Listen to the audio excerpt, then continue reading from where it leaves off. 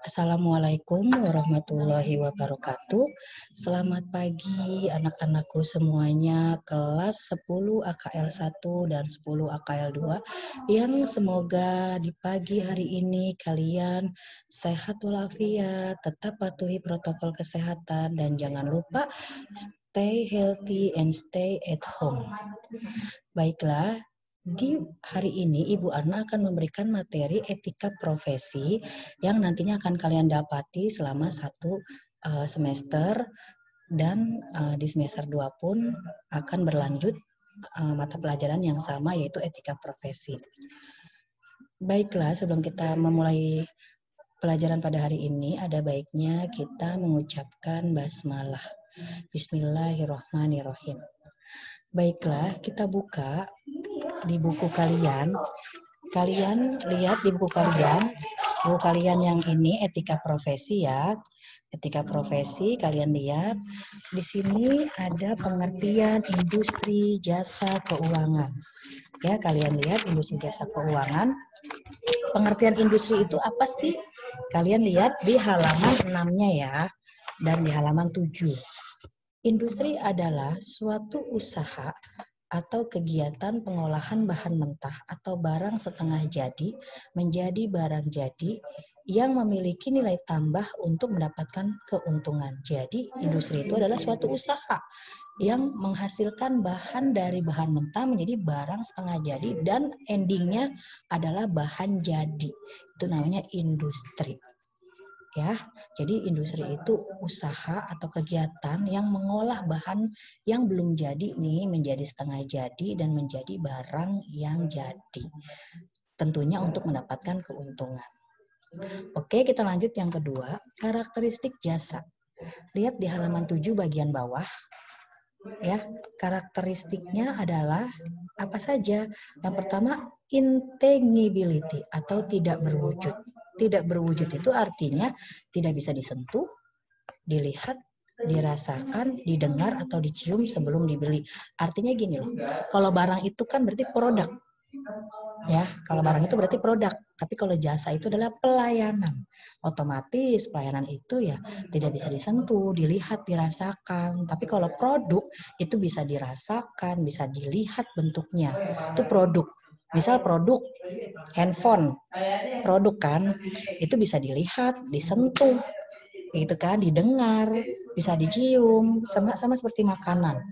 Ya, itu kan produk. Tapi kalau jasa itu kan dia pelayanan. Pelayanan misalkan kepada kalau misalnya di pemasaran pelanggan, tapi kalau misalkan di perusahaan di bidang keuangan kamu ya, itu berarti dia itu pelayanannya itu kepada bisa sesama karyawan, bisa klien seperti itu. Ya. Lalu yang kedua di sini ada variability atau bervariasi. Ya, bervariasi itu artinya berarti apa? Penyedia jasa berbeda-beda dalam hal atribut, keterampilan dan mood. Jadi biasanya kita kalau jasa itu kelihatan dari performan kita, penampilan kita yang menarik, biasanya seperti itu. Ya, misalkan kamu lihat Ibu, kok di halaman 7 beda ya Bu sama yang Ibu tulis karakteristik jasanya sama aja nak, gitu. Cuman ini agak diacak di buku berurutan. Tapi sama. Di buku ada tidak berwujud kan? Di sini poinnya pertama, di buku adanya di poin ketiga yang C. Jadi sama ya. Jadi hanya di yang Ibu bikin nih di PPT ini dia tidak berurutan dengan yang di buku, tapi intinya sama, isinya sama. Lalu yang ketiga, inseparability atau tidak dapat dipisahkan. Jasa diproduksi dan dikonsumsi pada saat bersamaan. Maksudnya gini, biasanya tuh ada tuh bisnis yang mencangkup jasa dan barang ada. Misalkan kayak restoran, itu ada barangnya iya, ada jasanya iya gitu. Lalu di sini ada tidak tahan lama atau perishability. Ya, jasa tidak dapat disimpan. Benar, karena jasa itu kan pelayanan. Kalau yang disimpan itu kan biasanya produk. Ya. Lanjut ke slide berikutnya. Kamu lihat di halaman 8. Ruang lingkup industri jasa keuangan. Ruang lingkupnya apa aja sih? Yang pertama ada pengertian lembaga keuangan. Lembaga keuangan apa sih artinya? Setiap perusahaan yang bergerak di bidang keuangan, menghimpun dana, menyalurkan dana, atau kedua-duanya. Lembaga keuangan itu maksudnya perusahaan yang bergerak di bidang keuangan. Nah, pekerjaannya apa? Ada menghimpun dana, artinya mengumpulkan dana, serta menyalurkan dana. Contohnya itu bisa perbankan. Nah, di lembaga keuangan juga ada dua, ada bank dan non-bank. Biasanya seperti itu. Ya, kalau misalkan bank berarti kamu udah tahu lah bank-bank pemerintah, bank-bank swasta, ada BRI, BNI, ada Danamon, ada Mandiri.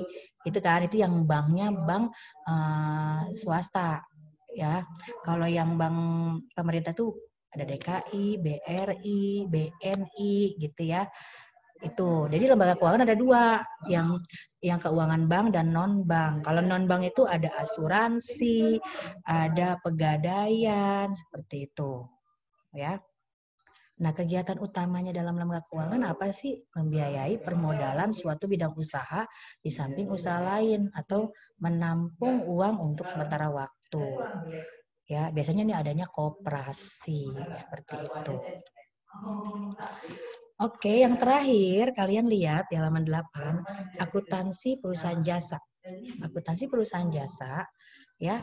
Yang pertama di sini di buku kalian ada ya poin A sampai D.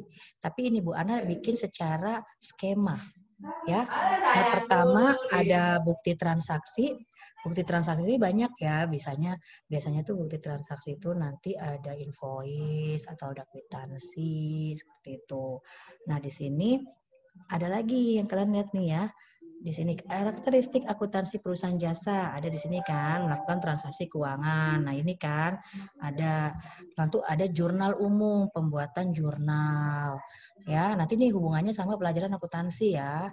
Lalu nanti dari jurnal umum ada posting buku besar pembantu, besar utang, besar piutang, lalu ada neraca, lalu ada ayat jurnal penyesuaian, lalu ada neraca lajur. Nah, ke bawahnya lagi ada laporan-laporan keuangan seperti laporan rugi laba, laporan perubahan ekuitas, gitu ya. Ini semua nanti ada contoh-contohnya di pertemuan berikutnya. Ya, kalau sekarang baru skemanya doang nih. Nanti setelah ini pertemuan berikutnya Ibu Ana kasih tahu contoh-contoh dari bukti transaksi apa, jurnal umum apa, buku besar seperti apa, neraca, AJP, neraca lajur. Ini semua nanti Ibu Ana akan berikan contohnya, formnya seperti apa. Ya, untuk saat ini itu saja materi dari Bu Ana mengenai arti dari industri jasa keuangan. Sebelumnya Ibu Ana mau mengingatkan kalau ini bisa dilihat di YouTube channel sekolah. Jangan lupa kalian subscribe dulu sebelumnya, lalu di komentari dengan tulisan hadir ya, sebagai pertanda kalian hadir di mapel pelajaran etika profesi. Itu saja, kurang lebihnya mohon maaf. Wassalamualaikum warahmatullahi wabarakatuh.